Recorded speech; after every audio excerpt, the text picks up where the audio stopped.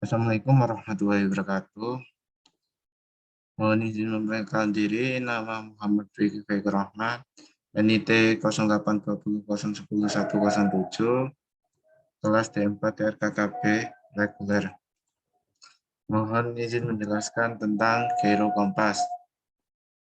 Gyro kompas atau gyroskop merupakan suatu benda yang merupai roda dan berputar dengan kecepatan tinggi hingga lebih dari 6.000 rpm sampai 13.000 rpm.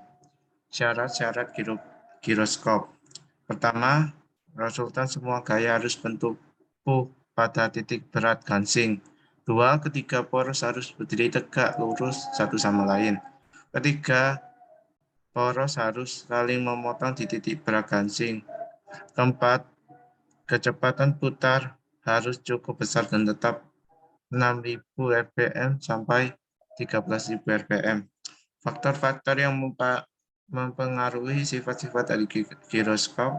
Yang pertama, besarnya massa giroskop. Nomor 2, kecepatan putar giro. Nomor 3, radius of gyration, jari-jari putar gyro. Cara memanfaatkan giroskop agar dapat digunakan sebagai pedoman. Dengan cara mengombinasikan sifat-sifat giroskop, inertia dan presisi, dan sifat-sifat bumi, rotasi, dan gravitasi. Istilah-istilah. Inertia adalah suatu gaya yang dimiliki oleh sebuah giro untuk mempertahankan kedudukan terhadap angkasa raya. Kedua, presisi.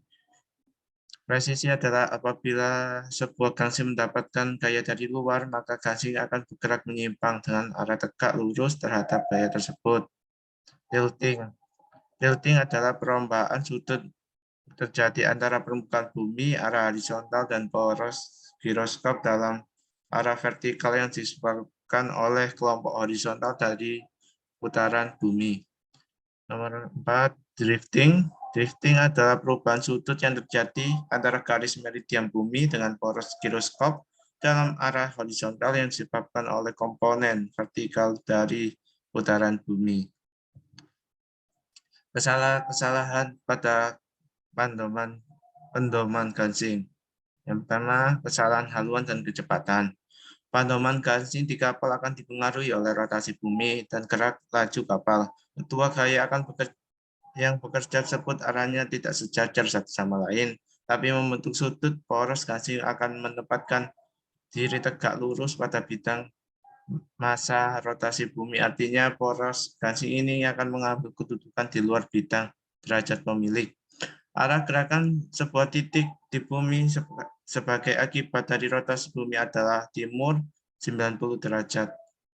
Dengan percobaan ini di Khatulistiwa dan di lintang tinggi ternyata terjadi kesalahan-kesalahan yang berbeda besarnya. Dengan demikian diperoleh kesimpulan bahwa haluan dan kecepatan tergantung dari haluan kapal H, kecepatan kapal V, lintang tempat giro berada L.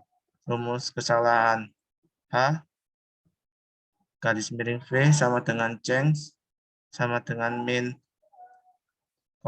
0,0637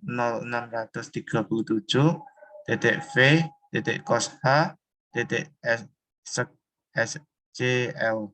Kesimpulan A untuk haluan timur dari barat nilai change sama dengan 0. B untuk haluan utara atau selatan nilai change sama dengan maksimum. C di Khatulistiwa nilai change sama dengan minimum. D makin besar lintang, kesalahan akan semakin besar pula sehingga pedoman gansing hanya baik bila digunakan pada lintang 70 derajat atau lebih kecil. 2. Kesalahan lintang atau peredaman. Kesalahan ini terdapat pada pedoman gansing tipe Sperry, yaitu pedoman gansing yang menggunakan pengendalian beban atas atau puncak karena proses redaman. Makin tinggi lintang pemilik pada akhir osilator tidak dicapai pusat elips. Oleh karena itu, kesalahan ini juga disebut peredaman. Pada pedoman Sperry biasanya terdapat bagian untuk mengoreksi kesalahan itu, yaitu dengan memutar ulir kedua di samping say automatic corrector. 3. Kesalahan balistik. Kesalahan yang ini disebabkan adanya perubahan kecepatan kapal atau A sama dengan acceleration, ya, jadi yang menyebabkan kesalahan balik bukan kecepatan kapal tapi percepatannya. Cara menghilangkan kesalahan ini: yang pertama, gasing digantung pada poros mendatar. 2. Gasing ditera blazing sehingga semua berat menjadi simetri dan timbul adanya gaya sentrifugal. 4. Kesalahan olengan dan ayunan. Apabila kapal mengoleng atau mengangguk, padoman gasing tidak dapat terpengaruh langsung karena padoman ini diletakkan pada phantom ring atau cincin-cincin lenja sehingga dapat bergerak bebas. Kesalahan dengan maksimum akan terjadi apabila kapal berlayar dengan haluan timur laut, tenggara, barat daya, dan barat laut.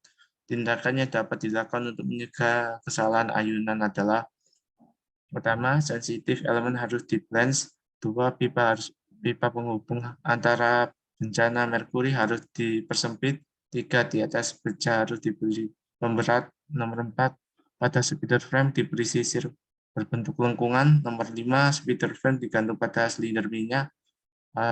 Memakai torak sebagai faktor damper atau peredam goncangan. Nomor 5. Kesalahan konstan atau index error.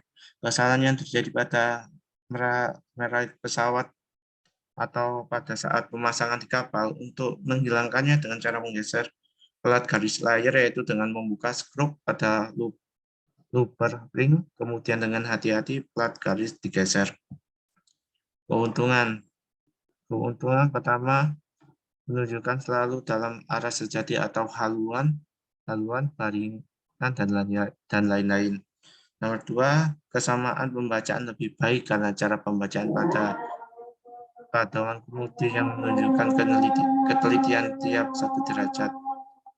3. Pemasangan gyrolevator di tempat-tempat yang diperlukan sehingga dapat melihat seluruh cakrawala.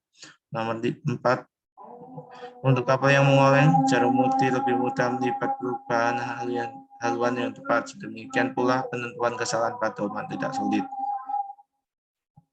Keuntungan menurut konstruksinya. Nomor 1, gaya pengaruh padoman gasing berapa ratus kali lebih besar dari gaya pengaruh padoman atau lebih konstan.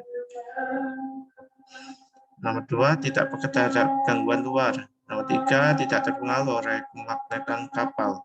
Nomor 4, dilengkapi dengan alat tambahan seperti course recorder atau auto gyro pilot, dan lain-lain. Kerugian: instalasi yang lengkap harganya mahal. Pertama. Kedua, susunan rumit. Suatu puncak gangguan arus listrik yang kecil saja di dalam pesawat maka mengakibatkan ketidakakuratan penunjukan. Jika terjadi kerusakan dalam pelayaran, sulit diperbaiki dan memerlukan seorang tenaga ahli di pelabuhan yang disinggahi kapal. Padoman gyro sangat sensitif terhadap perubahan tegangan listrik di kapal karena sumber tenaga gyro berasal dari listrik di kapal. Tindakan yang harus dilakukan jika tiba-tiba kapal blackout dan padoman gyro mati adalah: yang pertama, gunakan kemudi manual dan padoman magnet. Nomor 1. Nomor 2, matikan semua alat navigasi yang berhubungan dengan listrik. Nomor 3, ambil posisi kapal, catat di logbook. Jika lama, beri tanda lugu atau 2 lampu merah atau alat penerang pada malam hari. Sekian dan terima kasih. Wassalamualaikum warahmatullahi wabarakatuh.